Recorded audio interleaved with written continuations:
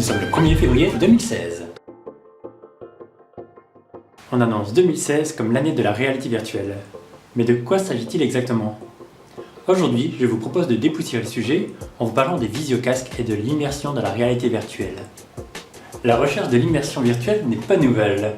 De nombreux concepts et prototypes ont été développés ces 30 dernières années avec plus ou moins de réussite. On peut par exemple parler du Virtual Boy, une console de jeux vidéo créée par Nintendo et sortie en 1995 au Japon et aux États-Unis, et ressemblant à s'y méprendre au casque de réalité virtuelle développé aujourd'hui.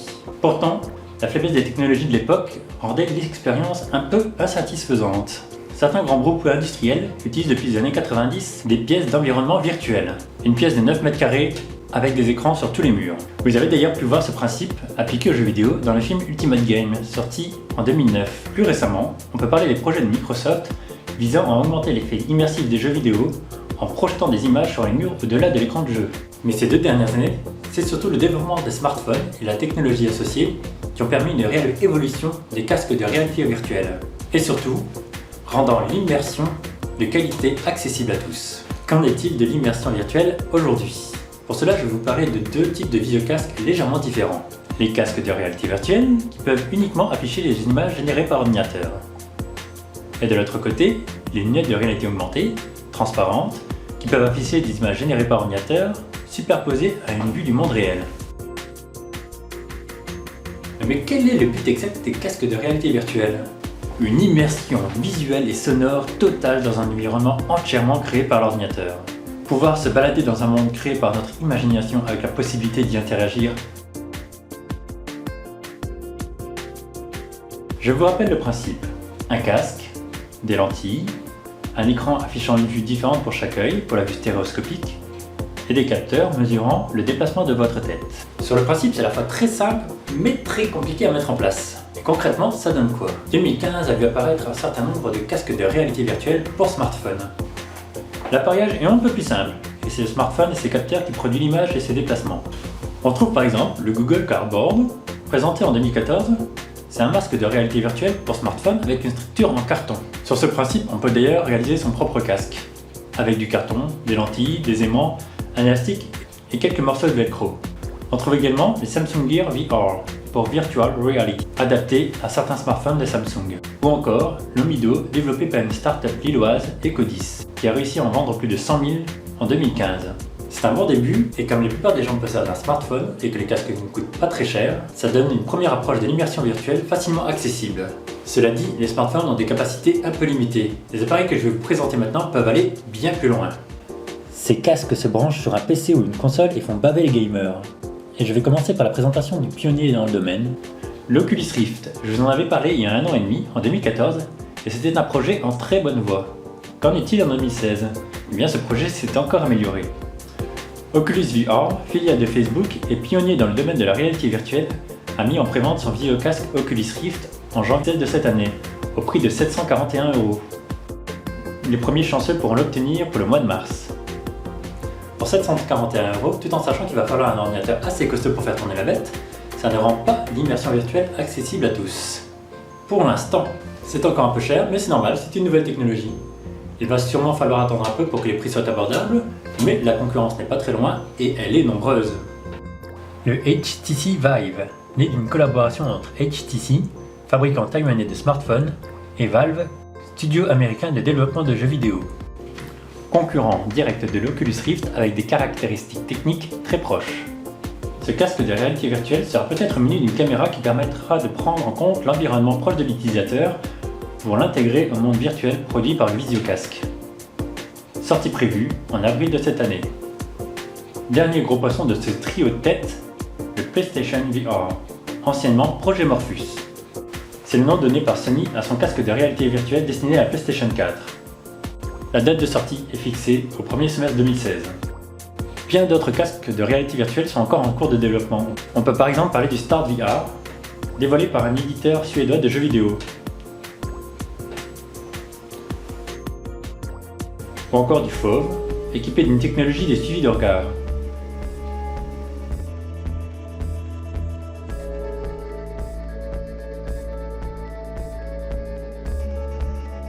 Le Razer, un casque de réalité virtuelle open source, Et il y a encore probablement de très nombreux autres projets en cours de développement. Reste à voir la qualité de tous ces projets. Un mauvais signe de mouvement, une mauvaise qualité d'image peut faire perdre tout l'intérêt de l'immersion virtuelle. Maintenant qu'on a l'image 3D, il faut aussi avoir le son en 3D, appelé binaural. Rien de nouveau là-dedans, mais l'association des deux rend l'expérience encore plus bluffante. Pour ceux qui ne connaissent pas, je vous mets le lien d'une vidéo en dessous pour tester l'effet produit. Maintenant que vous êtes totalement immergé dans le monde virtuel, il serait bien dommage d'y interagir seulement avec une manette de jeu vidéo. Là encore, les concepteurs ont pu se baser sur les technologies déjà existantes dans les consoles précédentes. Oculus Touch, les contrôleurs du monde virtuel pour l'Oculus Rift. Ils seront probablement encore améliorés avant leur mise officielle sur le marché. Mais ceci permet déjà d'interagir avec l'environnement, de saisir des objets virtuels par exemple. D'autres sociétés veulent aller bien plus loin. L'entreprise andalouse Neurodigital commercialise ces gants sensoriels. Ils permettent non seulement d'interagir avec les objets virtuels, mais aussi de les ressentir. Autre projet, la société Dextra, spécialiste en robotique, a créé Dexmo. Le principe, en cas de contact virtuel, le bras articulé qui contrôle les mouvements se bloque, donnant l'impression de ne pas pouvoir aller plus loin, donnant ainsi l'illusion du toucher. Autre projet, dans l'objectif de rendre toujours plus immersive l'expérience de jeu en réalité virtuelle, une équipe de chercheurs allemands a mis au point un dispositif Impacto, capable de faire ressentir à l'utilisation l'impact physique de la réalité virtuelle. Mais ne nous arrêtons pas en si bonne route sur le chemin de la réalité virtuelle. On a le son, l'image, on peut toucher les objets, et pourquoi pas étendre l'immersion au corps tout entier. Il serait bien plus amusant de visiter les couloirs de Poudlard en marchant plutôt qu'en appuyant simplement sur un bouton d'une télécommande. Je vous présente Virtuix Omni, un tapis omnidirectionnel conçu pour la réalité virtuelle.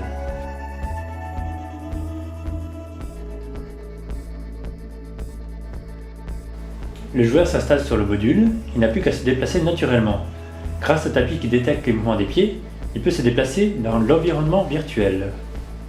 Le Virtuix Omni n'est pas qu'un projet, il est même déjà en précommande. Dans la même lignée, on trouve le Syberit Virtualizer. La combinaison de l'anneau et du harnais permet également de s'accroupir et de reconnaître les différentes positions du corps. Contrairement à l'Omni, il n'est pas nécessaire d'utiliser des chaussures spéciales pour l'utiliser. Par contre, son prix risque d'être un peu plus élevé. Et on finit par ce qui n'est encore qu'un projet, l'Infini Ladec, qui rend la marche encore plus naturelle.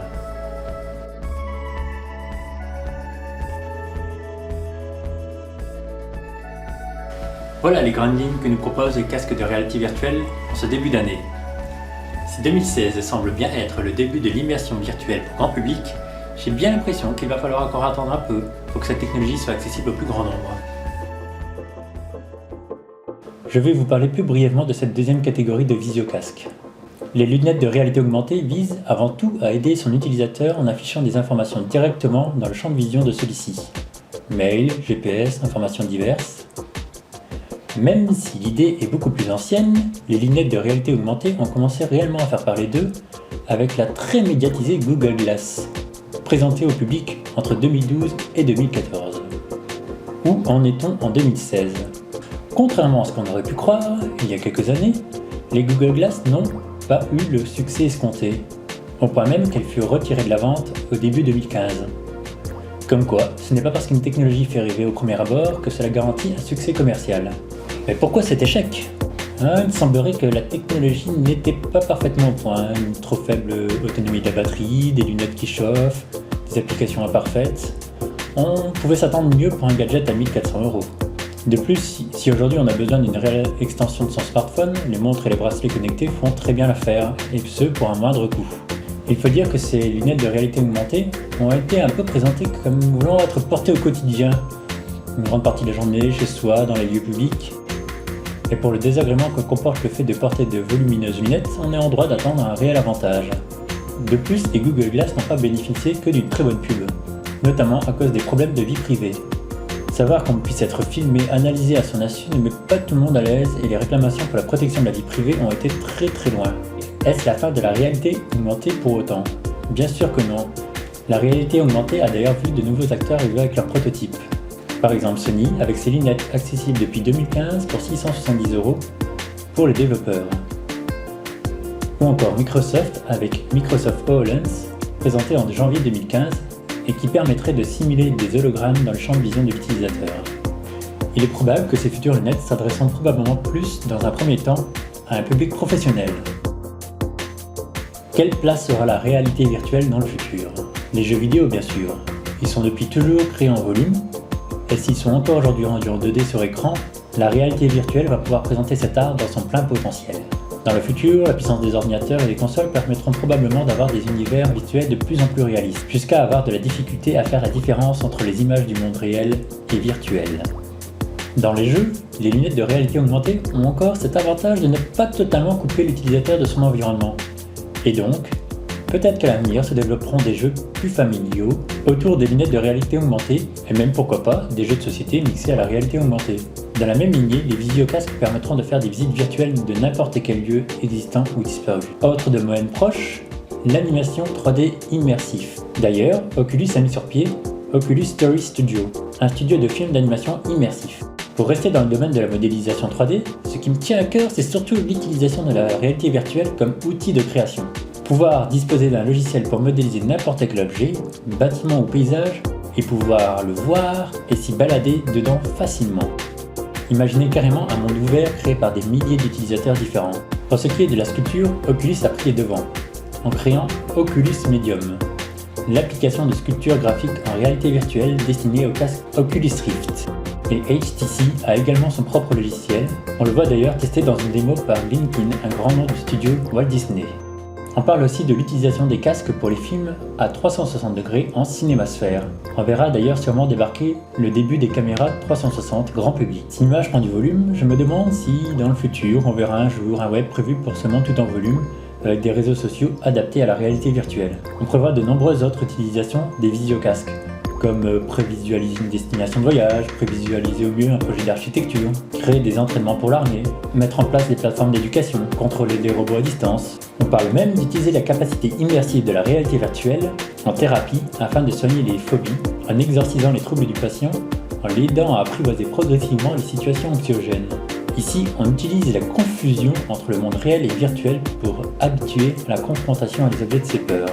La confusion, on a le droit de se demander si cette capacité immersive de la réalité virtuelle n'est pas trop immersive. Les jeux vidéo n'ont jamais créé de serial killer, mais on sait que notre cerveau vit des situations virtuelles presque comme des situations réelles. Et on connaît déjà le côté addictif des jeux vidéo d'aujourd'hui. Cela ne risque-t-il pas d'être renforcé par ces nouvelles technologies? Alors les visiocasques, une révolution? Soyons objectifs, il n'y a pas d'inventer la roue ou Internet. Les visiocasques restent avant tout un périphérique de sortie. Ce sera probablement une révolution dans les jeux vidéo. Mais c'est l'addition de plusieurs technologies qui crée réellement l'immersion dans la réalité virtuelle. Et si je vous ai beaucoup parlé d'hardware, dorénavant, c'est surtout par les concepteurs de logiciels et les développeurs que viendront les innovations et les possibilités qu'offreront la réalité virtuelle de demain. Merci d'avoir regardé cette vidéo, et si le sujet vous intéressait, n'hésitez pas à partager vos connaissances, votre passion ou vos attentes envers cette nouvelle technologie dans les commentaires. Et si vous regardez cette vidéo dans le futur, que ce soit en 2018, en 2036 ou en 2066, n'hésitez pas à partager votre expérience de cette technologie qui est pour nous encore qu'une curieuse nouveauté.